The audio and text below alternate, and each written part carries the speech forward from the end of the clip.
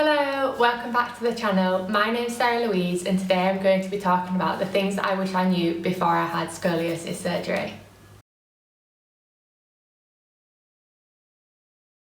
So the first one, and probably the most important one for me, was that the operation won't fix my the rib that sticks out at the front. So although the operation straightens my spine, it doesn't fully untwist it, so you still have the rib sticking out at the front, maybe reduced, but I didn't know that. I thought it would get rid of it completely. Number two is that I just wish that I knew how restrictive those early days of the recovery would be. I went into the surgery quite unaware of how long the recovery process would be and what that would mean for me. I didn't quite realise that I'd be so restricted for such a long period of time. Number three, so this might be just me, but it might also apply to you, was that I had my surgery when I was 14 and I found out about my scoliosis when I was 13, and I didn't take any notes when we went to the surgeon or anything, and I don't know if my parents did, but I've not seen any notes, and I just wish that I would have taken notes along that journey, noted down everything that he was saying. But yeah, maybe you can do that if you are going to be having your spinal fusion surgery. Number four is that I didn't quite understand the limitations that spinal fusion meant for my body and what it meant for doing certain exercises. It has definitely, obviously, reduced my flexibility and means that I have to do little things just differently to everyone else. Number five, a really simple one really, but I don't know if it applies to everyone or not, but just that I would be in significant pain after the surgery and beyond, even up until now. I know that a lot of people have scoliosis, and when they actually go for their operation, they're already in so much pain just from the scoliosis that the operation does ease that. But for me, I went into the operation pain-free, and then I came out of the operation with loads of pain that has kept on going.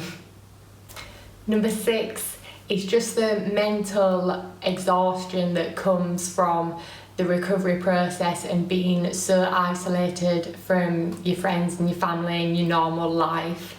So this is isolation both in terms of being in hospital, whereas this might be a number of weeks, as well as when you come back home and you're recovering and you're spending a lot of time by yourself at home or maybe with a family member, but your life just isn't the way that it used to be. You're not seeing your friends as much, and it's just sometimes exhausting and draining.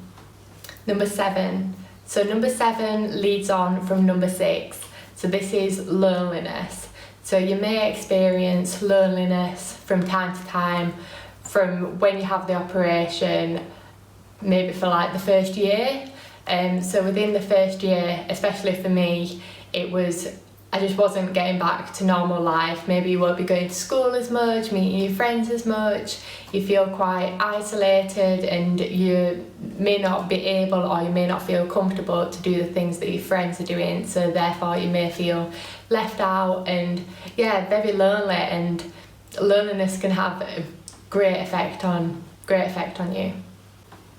Number eight. So number eight is just how tiring and draining it can be to do simple activities post-op.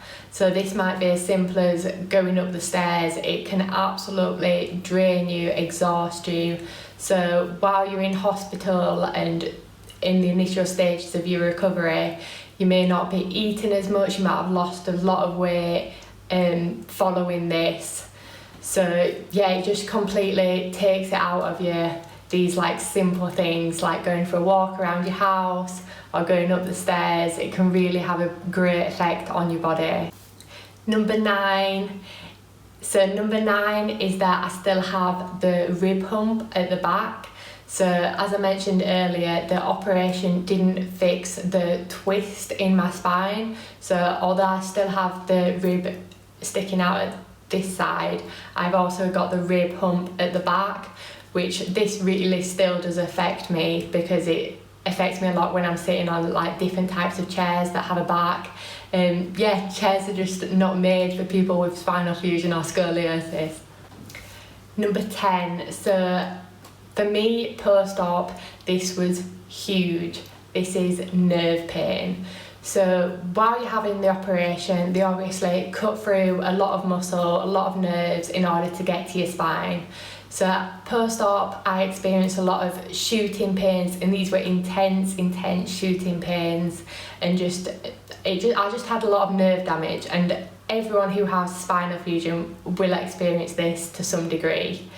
Leading on from that, for maybe about 4 years, my whole back was completely numb, so I couldn't feel if like somebody was touching my back really lightly, and this is just such a weird sensation. Although now I am 9 years post-op, so I do have complete sensation back in my spine, but it has taken many years for me to get full sensation back in my back, which is just absolutely amazing. But it's understandable when you think about how much the surgeons are cutting through when they're getting through to your spine. It's just amazing.